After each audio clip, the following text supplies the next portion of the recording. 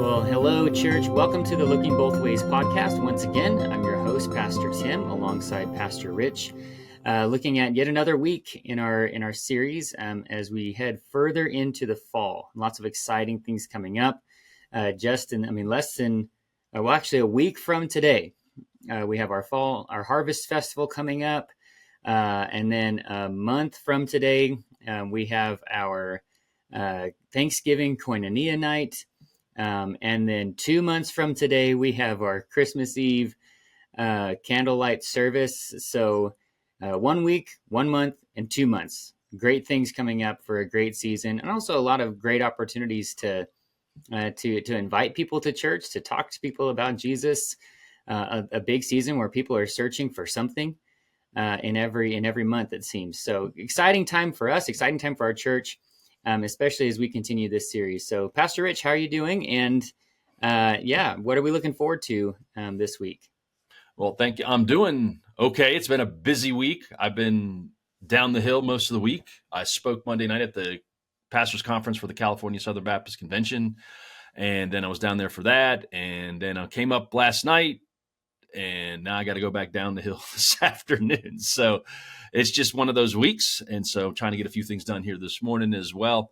But last week, I've taught Ephesians 4 so much, that passage we looked at last week about the necessity of diversity in that it's, you go to prepare for it, you're trying to look for something new, but you read it so much and you preached and talked about it so much, especially in the life of our church. We talk about serving all the time, and we try and as much as we can communicate with everybody, and we need all of us using our gifts in order for us to function properly. Sometimes it's a blessing when you have people that are really a blessing in the sense of you have people who are dedicated and are gifted and are doing their ministries well, that other people just they don't think that they have to contribute or want to contribute or can contribute in that. So it's a blessing, but sometimes it's also a frustration for us as leaders because we're trying to equip as best we can everybody.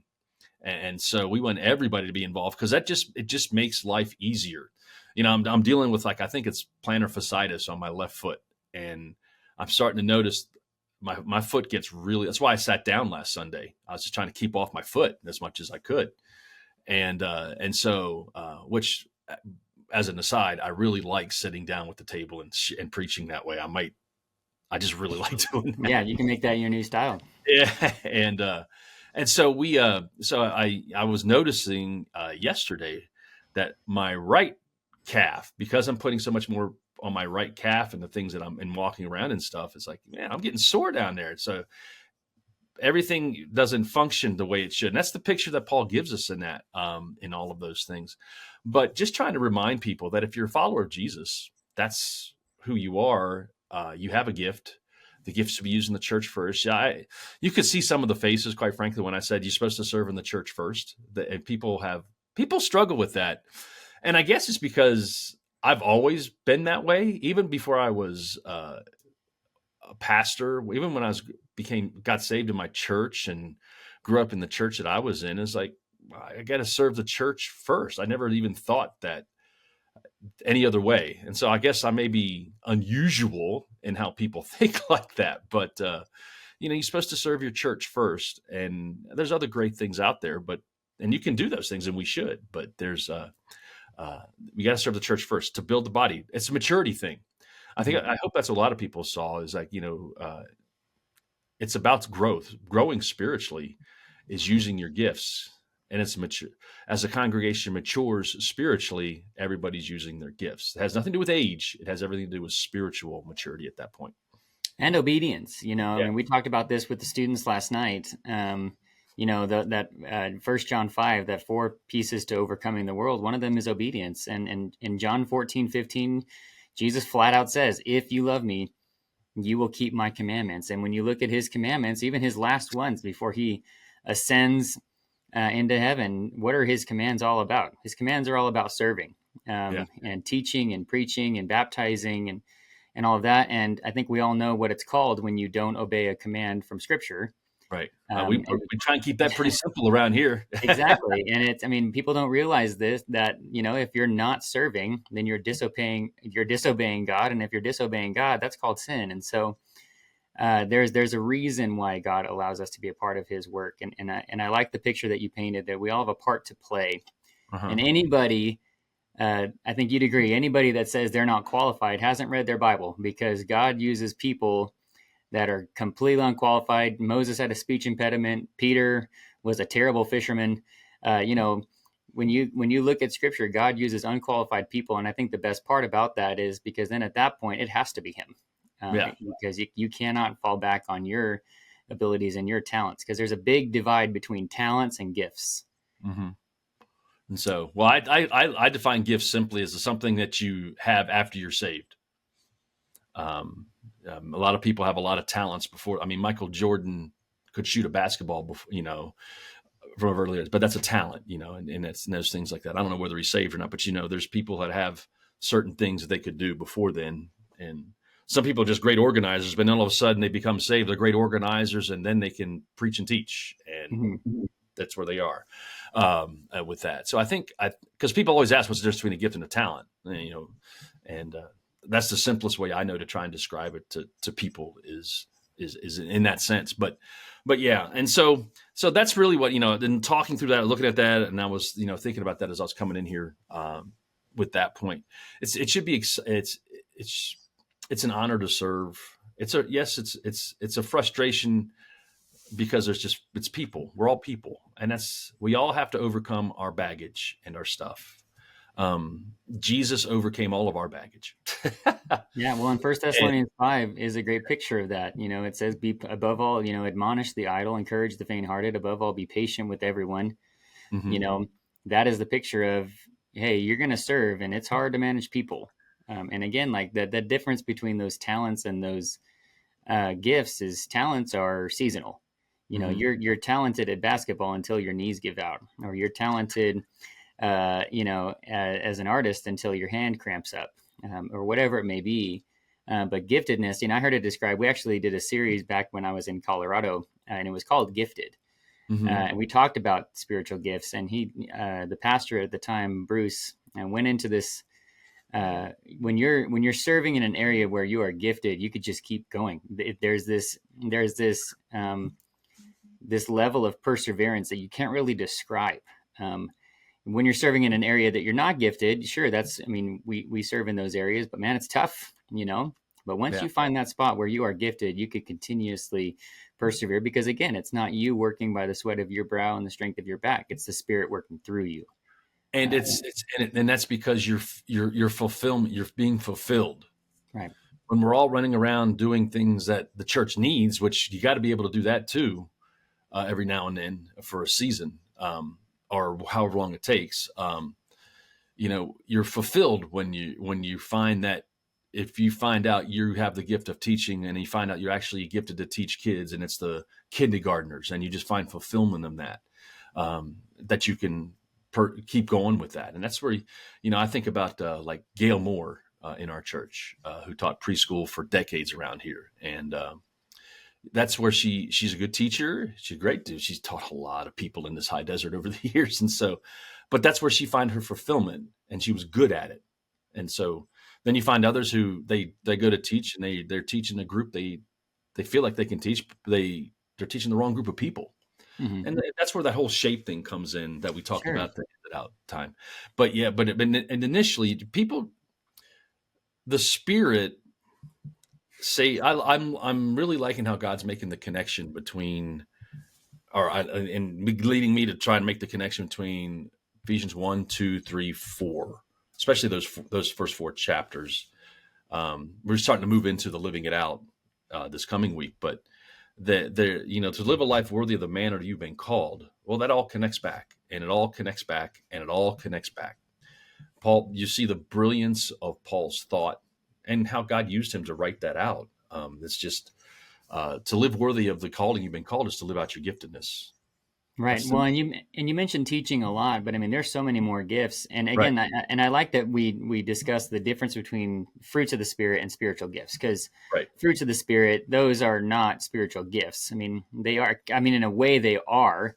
It is a gift. It is absolutely a gift from God to be able to be patient by the power of the Spirit or whatever it may be. But when we look at those spiritual gifts, it's beyond just teaching. There's hospitality. There's, Mhm. maybe you're just really good at making people feel welcome. When you look at the difference between Mary and Martha, Yep. so to speak, or so and when you look at the church, there are so many more opportunities than just teaching. Maybe you are gifted as a teacher or preacher, but maybe you're gifted as in hospitality, and you'd be really good as a host and making people feel welcome. Or maybe you're good at administration, or whatever it may be. There's so many different gifts, and there's so many different areas in the church that you can use those gifts. I mean, we Yeah. don't absolutely don't want you to to think that it's just teaching. Man, there's so many different areas where No. God And can we use should you. do a better I should probably do a better job of articulating that as well. You just articulated it really well, but there is so much more because that's what everybody thinks. Well, I can't Hmm. do anything in church, I can't teach.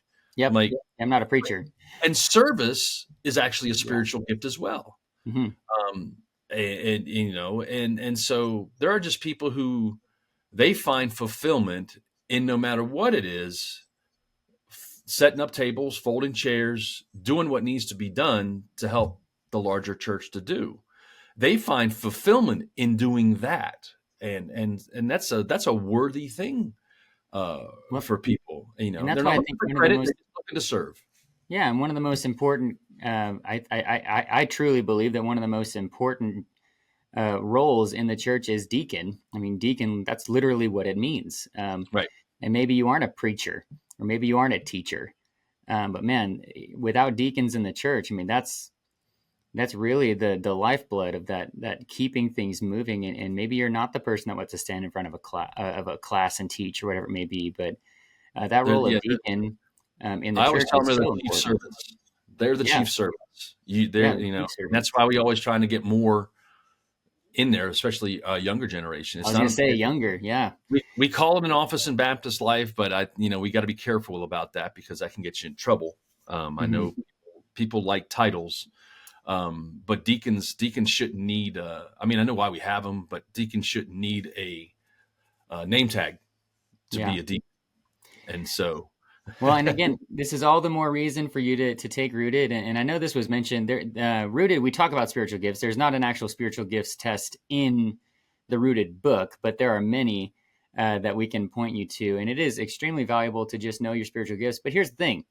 The other thing to remember too is you don't just take the spiritual gifts test when you're 15 and let that lie. As God molds you and as He sanctifies you and turns him into more of who He is, your spiritual gifts change. And also be aware that whatever is at the top, it's not like, oh, good, hospitality is at the bottom of my list, so I don't have to be hospitable. No, that just shows you the areas where you need to work, right? yeah, Jesus had every spiritual gift 100%, and that's our goal. And so it's really just a way throughout seasons of life. We really encourage you to take it in multiple seasons of life to just see how Jesus continues to mold and shape you as you walk with Him. So do that and ask questions. Hey, hey, Pastor Rich, I took this test and I got administration and hospitality, but what do I like? How do I use that in the church? Man, we would love to help you with that. So, yeah. what I a mean, practical sermon from Sunday. and that's what and you hope it is at that point. You hope the rest of the book until we get to spiritual warfare, we really hope is practical. But I always teach spiritual warfare as a practical thing because it's infinitely practical in living out life every single day. Well, and So if you're yeah, not if you're not dealing with spiritual warfare, then you're probably not a threat to the opposite right, side. So right. that'll be really practical And for he's sure. not going to threaten you more because you're doing exactly what he wants anyway at that point. Absolutely. By not, sir. Yeah. Exactly. By staying idle and thinking you have nothing to contribute, you're actually doing the devil a favor. It So is so funny. It's not funny. As I've been reading a whole lot about spiritual formation and the history and reading some of these people from centuries past, John Bunyan and some names that people may or may not know, even some Francis of Assisi and all these guys, and this they are so their measure of their formation and relationship with God was always measured by their service in what they did, even when they were monks and ascetic, clean lifestyle, and all the things that you think of a monk does. Monks did not always stay in isolation. In fact, most of the time, most monks actually went out and served the poor, served the sick. They did a lot of stuff because while it's God working from the inside out, they would also argue that it's an outside in thing because it feeds your soul to serve and to use your gifts to do that as well. It's a fascinating. It's not an either or. It's a both and that's kind of what we're going to talk about this week as well. That's what I was. Great transition. Yeah. So where are we headed this weekend, Pastor Rich? Well, today, let's not get ahead of ourselves. Sunday, we're going to talk about, the title is Live Like New. We always say something is just like new, like you restore it, remodel it. And these makeover shows are really popular. You just pick one, hotel makeover, house makeover, personal makeover, and they're still around today. And so, Paul's point succinctly, we're going to be in the end. We're finishing out chapter 4, and it's succinctly this. I even put it up here. We, as followers of Christ, have had an extreme makeover, and here is how you're supposed to live it out. And so, in other words, you're supposed to live like new. We have been made new people, and so we'll unpack what he says through that and what that means. And it's going to be, I think, it'll be very challenging because in the modern, let's just be honest with ourselves, in the modern world and in the modern church, we struggle with do not live like the world. We quote, be in the world, not of the world a lot, but we don't really know how to distinguish that. Because one of the things that people say about Christians is they don't see them living any differently from when before. And I think sometimes in church life, we try and promote that in ourselves. I've talked about this before because we want to be able to identify with the people around us. But Paul makes it pretty clear in Ephesians that we're not really supposed to identify with the world in that sense. And so we're supposed to identify the world and being able to understand certain things, but we're also not supposed to identify with them by living like a pagan, is what he says, basically. Yeah. And we struggle with that. Yeah. Well, and we actually, what's interesting, we just talked about that with the students. We're just marching our way through 1 John, and we were in 1 John 5, 1-5. And it's all about overcoming the world. Mm-hmm. And really those 4 key aspects that he mentions is true, unconditional love for God, unconditional love for God's people, and how intertwined those are. Right. And then obedience and faith. And, I kind of told the students to be in the world and not of the world is to be countercultural. And if you look at Jesus, one of the reasons why he was, killed and hated was because of how countercultural he was. And we don't think about that. But if you look at the culture that Jesus was in, you never touched a leper and Jesus hugged them. Yeah. You never ever spoke to or hung out with a prostitute. You never touched a woman who was in their menstrual bleeding. You never spoke to a Samaritan, especially a Samaritan woman. You never even walked through Samaria. You walked around. And so Jesus did all of these things that were totally counter to culture. And people caught on, and a lot of people did not like it, right? Mm-hmm. Because he was so counter to cultural, and it stood out. And this is why when you get to 1 Peter 3, it says that it's going to prompt people to ask you to offer a defense for the hope that you have. Mm-hmm. And so when you look at that level of being in the world, not of the world, are you living in such a way that people are just going to ask you, hey, what's different? Why when everybody is hopeless? I mean, look at this election season. Why is it that when everybody's worked up and hopeless, you seem to have hope, and it's not built in the politicians or whatever it may be? Man, living countercultural is scary because one of my favorite songs, "You're going to be a Jesus freak," right? Right. And we don't want to be that. We want to fit in, and that's are you willing to step up to the plate and, as Jesus would say, count the cost?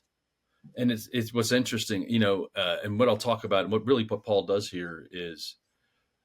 We teach a theology here at our church. We do. We're Baptist. We teach a theology within the framework of what we believe. Our theology should dictate our practice. And that's where the world struggles with us a little bit. We espouse a theology, but we don't practice it in a manner that makes it attractive or different or not of the world. And that's not just true of kids. That's true of people. It's always funny with kids and college students. They always want to be countercultural, right? They want to be countercultural of the culture that's to use Paul's term. I'm using Paul's term. Don't get mad at me. I'm using Paul's term. That's pagan. That's pagan. Whether it's you can just pick the fad of the day, or you always have that group that wants to be countercultural to whatever the culture is of their school or whatever's on pop culture at that point. Everybody's trying to stick out that way, and that's how they define themselves. And it's like, well, as Christians, you have a right to be countercultural, because it's the nature of who we are supposed to be as followers of Christ. And that's the thing. It's theology and practice go together in all of these things, and that the consistency is what we all struggle with, and that's what the world struggles with in coming to Christianity. And we talked about this a lot this week. There's even people now say we live in a pre-Christian culture. I mean, you can't even assume people know who Jesus is. Forget a Bible. We just don't live in a world like that anymore. And you have to. So something and how you live has to reflect something different that is salt and is light and attracts people to the gospel. Yeah, I mean, it's okay to be weird. It's okay to be different, And I mentioned that old DC Talk song, which I don't know if anybody listening to this even knows who DC Talk is anymore, but that's really sad. Greatest album ever. Yeah, I'm telling you. And book. They've got a book too. Yeah. But it's that chorus. I actually showed the Newsboys newer version of that song on the way to camp recently, and on the way to Engage. Because again, listen to that chorus. What will people think if they hear that I'm a Jesus peak? What will people do when they find out it's true? But then he says, I don't really care if they label me a Jesus freak. There ain't no disguising the truth. And I think, that is, you're supposed to be the image of God, right? But what image are you bearing? Are you bearing, I'm bearing a lot of images right now. I'm bearing the images of the Eagles right there, Super Bowl champs, right? I'm bearing the image of Under Armour. I'm bearing the image of the Western Christian Lancers. I'm even bearing the image of our Engage trip. We bear lots of images, things that we're fans of, things that we like, that motivate us. But are you bearing the image of God? When people look at you, are you, so to speak, are you branded? And when people look at you, they see God. They want to ask you that question. They want more. So man, I'm really looking for. I really hope. If you're listening to this, it's so important. And in a season of history in our country where there's so much division and so much hate, man. And I got to tell you, I'm not political at all, and I might have a president, but he's not my king. Right. But I'll tell you, there's just every political commercial is just steeped in hate, and what I've come to realize is instead of advertising what they're going to do, all the advertisement is how awful the other side is. That's the main advertisement. Right. And there's so much hate and so much darkness and so much bitterness and resentment and hopelessness and fear in our world, World War III or whatever it may be, that man, Christians should be the most at peace, and they should have the most hope.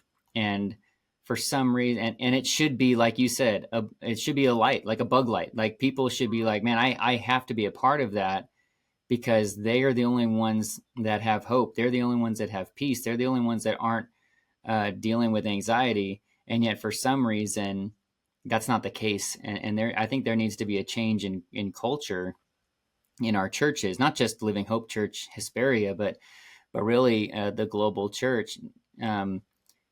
We should be that beacon.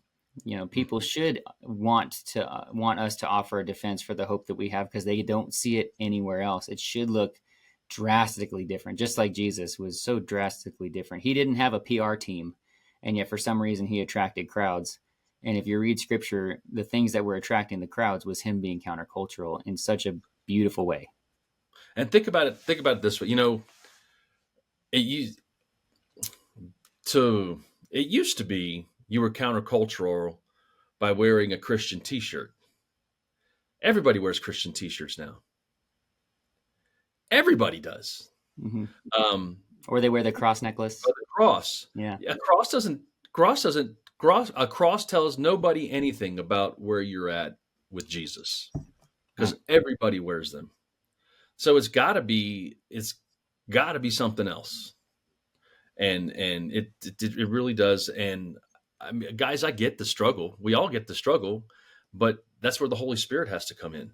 And I'm working on something now for school, and it's like the Holy Spirit and transformation. For me, there is no spiritual formation without the Holy Spirit. And so that's just, I don't know how you can sit there and say that. You can read the Bible all you want, but unless the Spirit's with you to open it up and convict you and help you get to a point, there's going to be no form. There's no.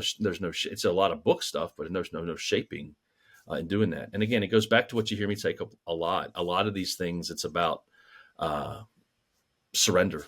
That's the thing we can do. Mm-hmm. That's the thing we must do. Yeah.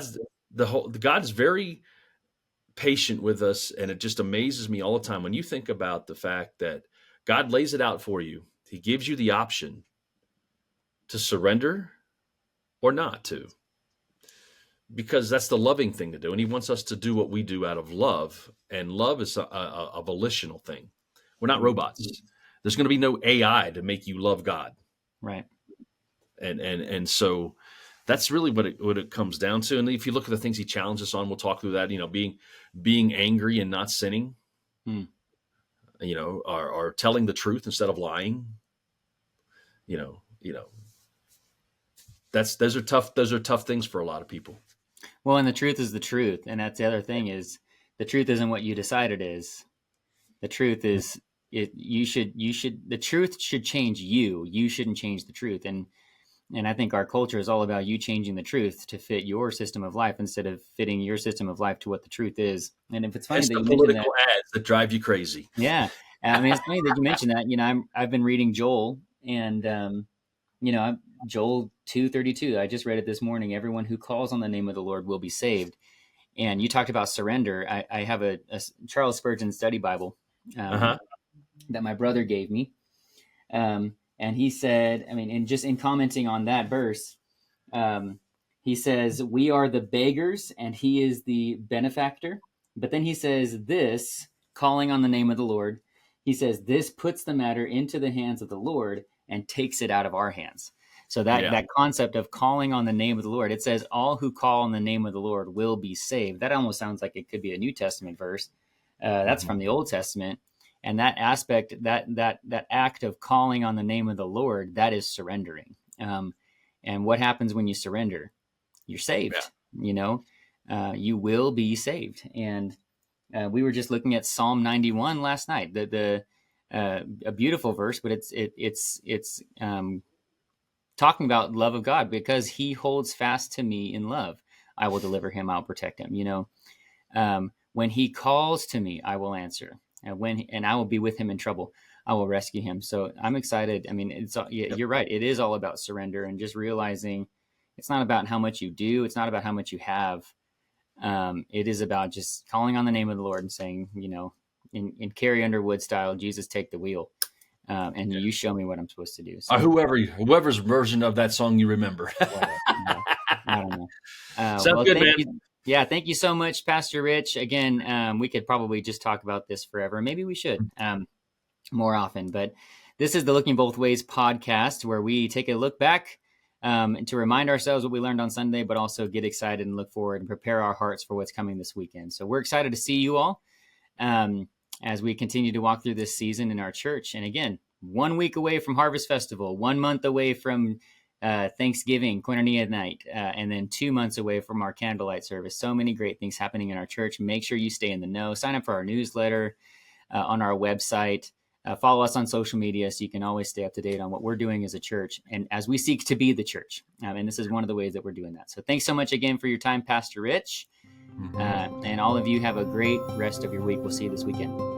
Have a great one, everybody. See you Sunday.